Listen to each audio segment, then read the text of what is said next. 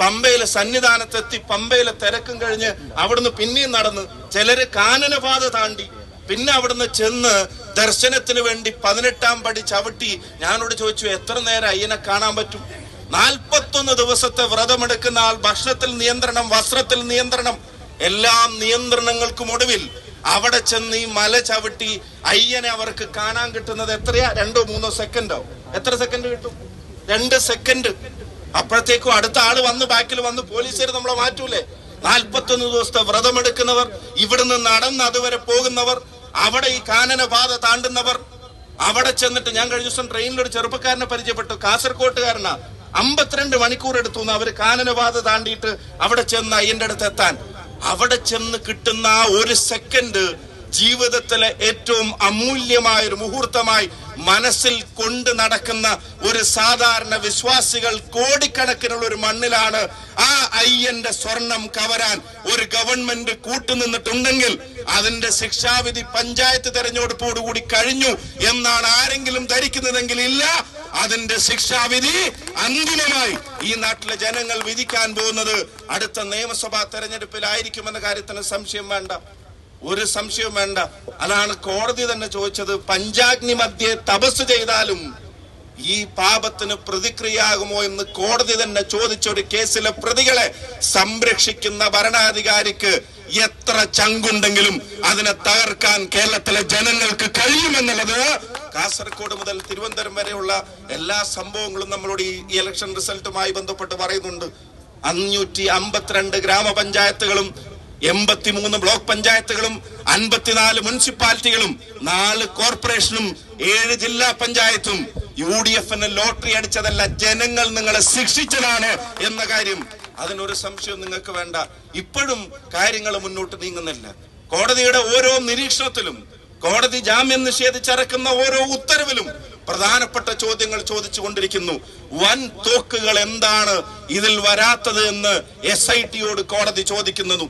കോടതിക്ക് SITയുടെ മേലെയുള്ള സമ്മർദ്ദത്തെ, അതിനെ ഊഹിക്കാൻ കഴിയുന്ന തരത്തിലുള്ള ഇടപെടലുകൾ കോടതി നടത്തുന്നു. നിങ്ങൾ ആലോചിക്കണം, ഈ അന്വേഷണ സംഘത്തിന്റെ മേലെ ഗവൺമെന്റ് നടത്തുന്ന ഇടപെടലുകൾ തെരഞ്ഞെടുപ്പ് വരെയെങ്കിലും ഇതിന്റെയും മേലെയുള്ള നേതാക്കന്മാരുടെ അറസ്റ്റ് തടയാൻ കിണഞ്ഞ് ശ്രമിക്കുന്ന ഭരണാധികാരിയുടെ പേരാണ്, ആഭ്യന്തര വകുപ്പ് മന്ത്രിയുടെ പേരാണ് ശ്രീ പിണറായി വിജയൻ എന്ന് കേരളത്തിലെ ജനങ്ങൾക്ക് ബോധ്യപ്പെട്ടിട്ടുണ്ട്. കോടതികൾക്കും അത് ബോധ്യപ്പെടുകയാണെന്നുള്ള കാര്യത്തിന് സംശയം വേണ്ട. കിണഞ്ഞ് ശ്രമിക്കുക, തെരഞ്ഞെടുപ്പ് വരെ എങ്ങനെയെങ്കിലും ഇവരുടെ അറസ്റ്റിനെ ഒന്ന് ഒഴിവാക്കി കിട്ടാനുള്ള കിണഞ്ഞ പരിശ്രമത്തിന് നേതൃത്വം നൽകുക ഭരണ നേതൃത്വം. അതിന് കൂട്ടുപിടിക്കുകയാണ് ഭരണ നേതൃത്വം. ഞാനൊരു കാര്യം ചോദിച്ചോട്ടെ, പത്മകുമാർ എങ്ങനെ ഇപ്പോഴും പാർട്ടിയുടെ നടപടികൾക്ക് വിധേയനാവാതെ മാറി നിൽക്കുന്നത്? ഇതുപോലെ ഒരു കേസിൽ കോടതി ഞെട്ടിക്കുന്നതെന്ന് പറഞ്ഞ മൈൻഡ് ബ്ലോവിംഗ് എന്ന വാക്ക് കോടതി ഉപയോഗിച്ച ഒരു കേസിൽ, അങ്ങനെ ഒരു കേസിൽ ഉൾപ്പെട്ട ജില്ലാ സെക്രട്ടേറിയറ്റ് അംഗത്തെ, മുൻ MLA അവരുടെ പാർട്ടിയുടെ ആ കമ്മിറ്റിയിൽ നിന്ന് ഒരിക്കലും നീക്കം ചെയ്യാനോ നടപടിയെടുക്കാനോ സസ്പെൻഡ് ചെയ്യാനോ പോലും തയ്യാറാവാതിരിക്കുന്നതിന്റെ കാര്യവും കാരണവും പത്മകുമാറിന്റെ നടപടിയിലേക്ക് പാർട്ടി കടന്നാൽ പത്മകുമാറും സംസാരിച്ചു തുടങ്ങും. അത് സംസാരിച്ചു തുടങ്ങിയാൽ പിന്നെ പാർട്ടിക്ക് താങ്ങില്ല എന്നുള്ളത് അവരുടെ ഭരണത്തിലിരിക്കുന്ന ആളുകൾ തിരിച്ചറിഞ്ഞിട്ടുണ്ട്. എന്തേ കോടതി തന്നെ പറഞ്ഞില്ലേ, കഴിഞ്ഞ തട്ടിപ്പിന് കൂട്ടി നിൽക്കാനല്ലേ ഈ വിവാദങ്ങളൊക്കെ ഉണ്ടായിട്ടും വീണ്ടും ഇതേ പോറ്റിയെ തന്നെ കാര്യങ്ങൾ ഏൽപ്പിക്കാൻ ഇപ്പോഴത്തെ ദേവസ്വം ബോർഡും ശ്രമിച്ചത് എന്ന് കോടതി തന്നെ നേരിട്ട് ചോദിച്ചില്ലേ?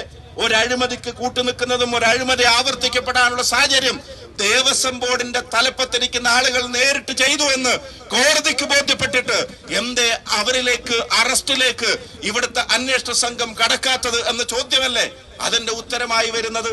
എന്ന് വെച്ചാൽ എന്താ, അവരെയൊക്കെ പിടിച്ചാൽ, പ്രശാന്തിനെ പിടിച്ചാൽ, കടകംപള്ളിയെ പിടിച്ചാൽ, ആ ആളുകളൊക്കെ പറഞ്ഞു വരുന്ന കാര്യങ്ങൾ അത് പാർട്ടിയുടെ തലപ്പത്തിരിക്കുന്നവർക്കും ഭരണ നേതൃത്വത്തിന്റെ തലപ്പത്തിരിക്കുന്നവർക്കും താങ്ങാൻ കഴിയാത്തതാണ് എന്നതുകൊണ്ടല്ലേ ഇപ്പോഴും ഒരു നടപടി പത്മകുമാറിനെതിരെ എടുക്കാത്തത്? നിങ്ങൾ ആലോചിക്കുക, പത്മകുമാർ പാർട്ടിക്കകത്തും പയ്യന്നൂരിലെ രക്തസാക്ഷിയുടെ ഫണ്ട് തട്ടിച്ചു എന്ന് തുറന്നു പറയേണ്ടത് വന്നതിന്റെ പേരിൽ കുഞ്ഞികൃഷ്ണൻ പാർട്ടിക്ക് പുറത്തും. അതാണ് ഇപ്പോഴത്തെ CPIM എന്നുള്ളത് അവരുടെ ആളുകൾ തന്നെ മനസ്സിലാക്കിയിട്ടുണ്ട്. ആ പാർട്ടിക്കകത്ത് 2 ആളുകളുണ്ട്, 2 വിഭാഗം ആളുകളുണ്ട്. ആ രക്തസാക്ഷി ധൻരാജ്, എന്താ പേര്, ആ രക്തസാക്ഷി പാർട്ടിക്ക് വേണ്ടി ജീവൻ ബലി അർപ്പിച്ചവൻ, ഏത് പ്രസ്ഥാനത്തിന് വേണ്ടി ജീവൻ ബലി കൊടുത്തവരും ധീരരായ രക്തസാക്ഷികൾ. ആ രക്തസാക്ഷിയുടെ കുടുംബത്തിന് വേണ്ടി എന്ന് പറഞ്ഞു പിരിച്ച കോടികൾ, ആ കോടികളെ സംബന്ധിച്ച് പാർട്ടി പറഞ്ഞിട്ട് അന്വേഷണം നടത്തിയ ആളുകൾ. ഇപ്പൊ ജില്ലാ സെക്രട്ടറി പറയുന്നുണ്ട്, ഞങ്ങൾ പിരിച്ച പണം അതിന്റെ കണക്ക് നിങ്ങളോട് പറയേണ്ട ആവശ്യം ഞങ്ങൾക്കില്ല എന്ന് ജില്ലാ സെക്രട്ടറി പറയുന്നുണ്ട്. വേണ്ട, ഞങ്ങളോട് പറയണ്ട, മാധ്യമങ്ങളോട് പറയണ്ട. പക്ഷെ നിങ്ങളുടെ പാർട്ടി ഏൽപ്പിച്ച ഓഡിറ്റർ ഉണ്ടല്ലോ, പാർട്ടി ഏൽപ്പിച്ച ജില്ലാ കമ്മിറ്റി അംഗം, അയാളോട് പറയാൻ പാർട്ടിക്ക് ബാധ്യതയില്ലേ? ഞങ്ങൾ ആരെങ്കിലും ഉന്നയിക്കുന്ന ആരോപണമാണോ? മാധ്യമങ്ങൾ എവിടുന്നെങ്കിലും കുക്ക് ചെയ്ത് കൊണ്ടുവരുന്ന ആരോപണങ്ങളാണോ? അല്ലല്ലോ. അവിടെ ആ പാർട്ടി ഇത് ഓഡിറ്റ് ചെയ്യാൻ നിങ്ങൾ തന്നെ ഏൽപ്പിച്ച ആളുകൾ പറയുന്നു ദശലക്ഷക്കണക്കിന് രൂപയുടെ തട്ടിപ്പ് അതിനകത്ത് നടന്നിട്ടുണ്ട് എന്ന്. അയാളുടെ ചോദ്യങ്ങൾക്ക് വല്ല ഉത്തരവുണ്ടോ? അതിന് കൃത്യമായ വല്ല മറുപടി ഉണ്ടോ? ആ രക്തസാക്ഷി കുടുംബം, ഇന്നലെ ഇന്നും ചില ചിത്രങ്ങൾ പുറത്തു വരുന്നുണ്ട്. ആ രക്തസാക്ഷിയുടെ കുടുംബത്തിൽ ഒരു വിവാഹം, ആ വിവാഹത്തിൽ പങ്കെടുക്കുന്നത് പാർട്ടി പുറത്താക്കിയ കുഞ്ഞികൃഷ്ണൻ. ആ പങ്കെടുക്കുമ്പോ അടുത്ത് നിൽക്കുന്നത് ആ രക്തസാക്ഷിയുടെ, ധീരനായ രക്തസാക്ഷിയുടെ ഭാര്യ. അപ്പൊ ആ കുടുംബത്തിന്റെ അടുപ്പമാരോടാ? CPIM-ൽ ചില വിഭാഗീയത ഉണ്ടായിട്ടുണ്ട്. അത് പഴയ പോലെ VS പിണറായി വിഭാഗീയതയല്ല.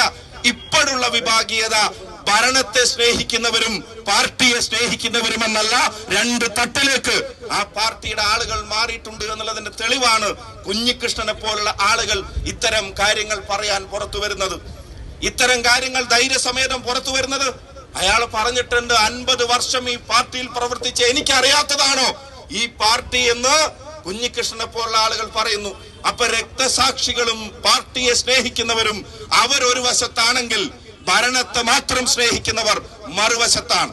ആ ഭരണത്തെ മാത്രം സ്നേഹിക്കുന്നവരെ ചോദ്യം ചെയ്യാൻ കേരളത്തിലെ ജനങ്ങൾ തീരുമാനിച്ചതോടൊപ്പം പാർട്ടിയോട് സ്നേഹമുള്ള സഖാക്കളും ഈ ഭരണത്തെ മാത്രം സ്നേഹിക്കുന്നവരെ ചോദ്യം ചെയ്യുന്ന നാളുകളാണ് കേരളത്തിൽ ഇനി വരാനിരിക്കുന്നത് എന്ന കാര്യത്തിന് ഒരു സംശയം നിങ്ങൾക്ക് ആർക്കും വേണ്ട. അതുപോലെയാണ് അഴിമതിക്കാരെ സംരക്ഷിക്കുന്നത്. നിങ്ങൾ അറിയണം, മധുസൂദനൻ പാർട്ടിക്കകത്ത, പത്മകുമാർ പാർട്ടിക്കകത്ത. ഈ കുറയുന്ന ശബരിമല കൊള്ളക്കേസിൽ അറസ്റ്റ് ചെയ്യപ്പെട്ടവരാരും പാർട്ടി നടപടിക്ക് വിധേയമാവുന്നില്ല.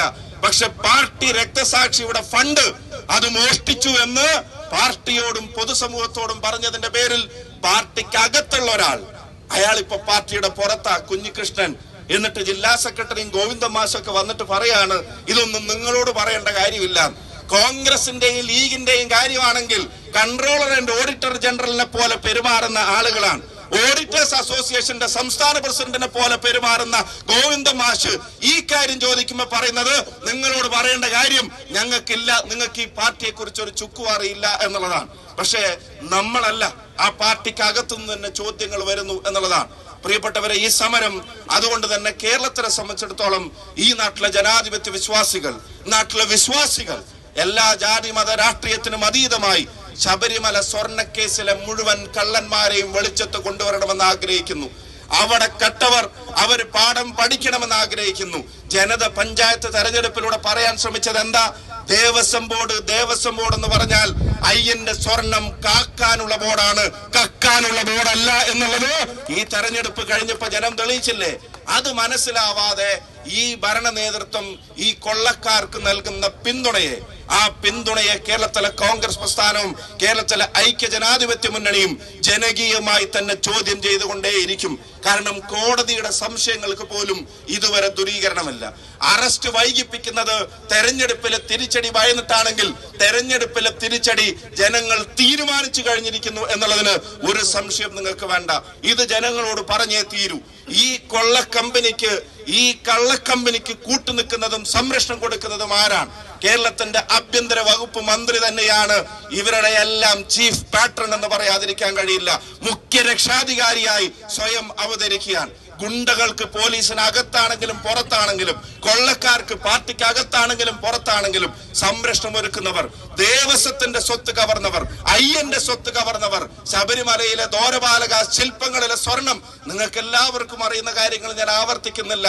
ഗോൾഡ് പ്ലേറ്റഡ് എന്ന് പറഞ്ഞാൽ സ്വർണം പൂശിയതല്ല, അത് പതിച്ചതാണ്, പൊതിഞ്ഞതാണ്. അതിനെ മാറ്റിയിട്ടാണ് ചെമ്പ് മാത്രമേ ഞാൻ സ്വർണം പൂശുള്ളൂ എന്ന് പറഞ്ഞ സ്മാർട്ട് ക്രിയേഷൻസിലേക്ക് കള്ളത്തരം പറഞ്ഞ് അവരെല്ലാം കൂട്ടുപിടിച്ച് പ്രചരണം നടത്തിയത്. അറസ്റ്റിലായപ്പെട്ടവർ ഓരോരുത്തരും ആരാണ്? വാസുവിനെ പോലുള്ള ആളുകൾ, ഉമ്മൻചാണ്ടി സർക്കാർ അവിടെ ഈ ശബരിമലയിലെ യുവതി പ്രവേശന കാര്യത്തിൽ അത് വിശ്വാസത്തോടൊപ്പമാണ് നിൽക്കേണ്ടത് എന്ന് കൊടുത്ത സത്യവാങ്മൂലം അതിനെ അട്ടിമറിക്കാൻ, സർക്കാരിനെ കൊണ്ട് അതിനെ അട്ടിമറിപ്പിച്ച് ഇവിടെ പറയുന്ന ഈ യുവതി പ്രവേശനം സാധ്യമാക്കാൻ അതിന് കൂട്ടുനിന്ന ആള് വാസുവിനെ പോലുള്ള ആളുകളാണ്. പോലീസ് കളിക്കുന്ന കള്ളക്കളി നിങ്ങൾക്കറിയാം. ഇപ്പൊ അടുത്ത് അറസ്റ്റ് ആയപ്പെട്ട ഒരു IPS ഉദ്യോഗസ്ഥന്റെ അച്ഛൻ ആരോഗ്യ പ്രശ്നങ്ങൾ എന്ന് പറഞ്ഞ് അവിടെ പിടിച്ചിടാൻ നോക്കിയപ്പോഴും അവിടെ പോലീസിന്റെ SIT കോടതി നിർദ്ദേശം വന്നപ്പോ അവര് മഫ്തിയിൽ ചെന്നിട്ടാണ് അവിടുന്ന് പിടിച്ചു കൊണ്ടുപോകേണ്ട അവസ്ഥ വന്നത്. ഇപ്പൊ ഭരണകൂടം കൊള്ളക്കാർക്കൊപ്പമാണ്. ഭരണകൂടത്തിന് നേതൃത്വം നൽകുന്ന ആള് തന്നെയാണ് ഈ കൊള്ളക്കാരുടെ മുഖ്യ രക്ഷാധികാരി. പക്ഷെ ജനങ്ങളാണ് അധികാരത്തെക്കാൾ വലിയ ശക്തി എന്ന് തിരിച്ചറിയാത്ത ഈ ഭരണകൂടത്തെ അതിനെ താഴെ ഇറക്കാൻ നോക്കും, താഴെ ഇറക്കാൻ കാത്തിരിക്കുകയാണ്. ഒരവസരം കൂടെ പോളിംഗ് മെഷീൻ, ബാലറ്റ് മെഷീൻ മുമ്പിൽ വന്നാൽ നിങ്ങൾ നിസ്സംശയം എഴുതി വെച്ചോ, രക്തസാക്ഷികളെയും പാർട്ടിയെയും സ്നേഹിക്കുന്ന യഥാർത്ഥ സഖാവും ഇത്തവണ വോട്ട് ചെയ്യാൻ പോകുന്നത് ഐക്യജനാധിപത്യ മുന്നണിക്കായിരിക്കുമെന്ന കാര്യത്തിന് ഒരു സംശയവും വേണ്ട. മറ്റൊരു വിഭാഗമുണ്ട്, ഇവര് രണ്ടും തമ്മിലുള്ള വ്യത്യാസം പറഞ്ഞറിയിക്കാൻ ബുദ്ധിമുട്ടാവുന്ന തരത്തിലേക്ക് കാര്യങ്ങൾ മാറുകയാണ്. പ്രസ്താവനകൾ രാജ്യത്തിന്റെ പ്രധാനമന്ത്രി കേരളത്തിൽ വന്നിട്ട് പറയാണ് INC എന്ന് പറഞ്ഞാൽ ഇന്ത്യൻ നാഷണൽ കോൺഗ്രസ് എന്ന് പറഞ്ഞാൽ മാവോയിസ്റ്റ് മുസ്ലിം കോൺഗ്രസ് ആണ് എന്നുള്ളത്. ഇത്ര വലിയൊരു നിലവാര തകർച്ച സ്റ്റേച്ചറിന് ചേരാത്ത തരത്തിൽ, പദവിക്ക് ചേരാത്ത തരത്തിൽ നിരന്തരം സംസാരിക്കുന്ന ഒരു പ്രധാനമന്ത്രി തെരഞ്ഞെടുപ്പ് വരുമ്പോ ചെയ്ത കാര്യങ്ങളോ നേടിയ കാര്യങ്ങളോ പറയാൻ കഴിയാതെ ഇന്ത്യൻ റുപ്പി $1 93 രൂപയായി കൂപ്പുകുത്തി താഴെ കിടക്കുമ്പോ അതിന്റെ താഴെ നിലവാരമുള്ളത് രാജ്യത്തിന്റെ പ്രധാനമന്ത്രിക്ക് മാത്രമാണ്. ബാക്കിയെല്ലാം ആ പറയുന്ന നിലവാരത്തിലേക്ക് മാറി. അങ്ങനെ കൂപ്പുകുത്തുമ്പോ അതിന് പറയാൻ മറുപടിയില്ല. പണ്ട് ഗുജറാത്തിന്റെ മുഖ്യമന്ത്രിയായപ്പോ ഞാനാണ് ഇവിടെ ഭരിക്കുന്നതെങ്കിൽ ഇന്ത്യയുടെ രൂപ അതിന്റെ വിനിമയ നിരക്ക് ഇങ്ങനെ താടില്ല എന്ന് ഉറച്ചുറച്ച് പ്രഖ്യാപിച്ച പ്രസംഗങ്ങൾ നിങ്ങൾ സോഷ്യൽ മീഡിയയിൽ കാണുന്നുണ്ട്. അതിന് എന്തെങ്കിലും ഉത്തരവുണ്ടോ? പെട്രോളിനും ഡീസലിനും 40-50 കടന്നപ്പോ അതെന്തോ വലിയ പാതകമാണെന്ന് പ്രസംഗിച്ചിരുന്ന ആളുകൾ ഇപ്പൊ അത് സെഞ്ചുറി അടിച്ചു നിൽക്കുമ്പോ പറയാൻ ഒരു മറുപടി ഉണ്ടോ? നടത്താൻ ഒരു പത്രസമ്മേളനം ഉണ്ടോ? എന്തെങ്കിലും ചോദ്യത്തിന് ഉത്തരവുണ്ടോ? ഇനി അതും വേണ്ട. ഗ്യാസിന് സിലിണ്ടറിന് 400 ആയപ്പോ ഇവിടെ കുറ്റി കൊണ്ട് റോട്ടിലിറങ്ങിയിരുന്ന പല BJP നേതാക്കന്മാരും ഇത് 1000 കടന്നിട്ട് ഈ തെരുവിലെവിടെയെങ്കിലും കാണുന്നുണ്ടോ? ഇപ്പൊ ജനങ്ങളോട് പറഞ്ഞ കാര്യങ്ങൾക്ക് മറുപടി പറയാൻ കഴിയാതെ അതിന് പകരം നേരിട്ട് വന്ന് കുത്തിത്തിരിപ്പിനും ജനങ്ങളെ തമ്മിലടിപ്പിക്കാനും ഒരു പ്രധാനമന്ത്രി നേരിട്ട് പ്രസംഗിക്കുകയാണ്. കോൺഗ്രസ് എന്ന് പറഞ്ഞാൽ മാവോയിസ്റ്റ് ആണ്, മുസ്ലിം കോൺഗ്രസ് ആണെന്നൊക്കെ ഒരു പ്രധാനമന്ത്രി നേരിട്ട് പ്രസംഗിക്കുക. ആ പ്രധാനമന്ത്രി നേരിട്ട് പ്രസംഗിക്കുന്നതിന്റെ മുമ്പേ അതിന്റെ ടീസർ ആരാ പുറത്തുവിട്ടത്? രാജീവ് ചന്ദ്രശേഖരനല്ല.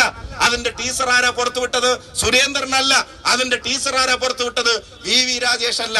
പ്രധാനമന്ത്രിയുടെ പ്രസംഗത്തിന്റെ ടീസർ പുറത്തുവിടുന്നത് സജി ചെറിയാനാണ്. തെരഞ്ഞെടുപ്പിൽ ജയിച്ചവരുടെ പേര് നോക്കിയാൽ അറിയാമെന്ന് ഒരു CPM-ന്റെ മന്ത്രി സത്യപ്രതിജ്ഞ ചെയ്ത് ഭരണഘടന തൊട്ട് അധികാരമേറ്റൊരു മന്ത്രി പ്രസംഗിക്കുമ്പോ നാട്ടിലെ ജനങ്ങൾ തിരിച്ചറിയുന്നുണ്ട് CPM-ഉം BJP-യും തമ്മിലടിപ്പിക്കാൻ നിൽക്കുന്നു, ജനങ്ങളെ ഭിന്നിപ്പിക്കാൻ നിൽക്കുന്നു. രണ്ടുപേരുടെയും ഒരേ അജണ്ട, ഒരേ ശബ്ദം, ഒരേ ഛായ. അതിനെ രണ്ടിനെയും തൂത്തെറിയാൻ കേരളത്തിലെ ജനങ്ങൾ തയ്യാറെടുത്ത് നിൽക്കുന്നു. ആ ജനങ്ങളിടയിലേക്കാണ് ഈ ധർമ്മസമരവുമായി കേരളത്തിലെ കോൺഗ്രസിന്റെ എല്ലാ പ്രവർത്തകരും ഇന്ന് ജില്ലകളിലേക്ക് കടന്നു വന്നിട്ടുള്ളത്. പാലക്കാട്ടെ ഈ സമരത്തിൽ പങ്കെടുക്കുന്ന മുഴുവൻ സഹോദരി സഹോദരന്മാരെയും പ്രിയപ്പെട്ടവരെയും ഒരിക്കൽ കൂടി ഹാർദമായി സമരാഭിവാദ്യങ്ങൾ അറിയിച്ചുകൊണ്ട് ബഹുമാന്യരായ നേതാക്കന്മാരുടെ അനുമതിയോടെ ഈ ധർമ്മസമരം ഔപചാരികമായി ഉദ്ഘാടനം ചെയ്തതായി പ്രഖ്യാപിക്കുന്നു. നന്ദി, നമസ്കാരം, ജയ് ഹിന്ദ്. കൂടുതൽ വാർത്തകൾക്ക് News 18 Keralam YouTube channel subscribe ചെയ്യുക.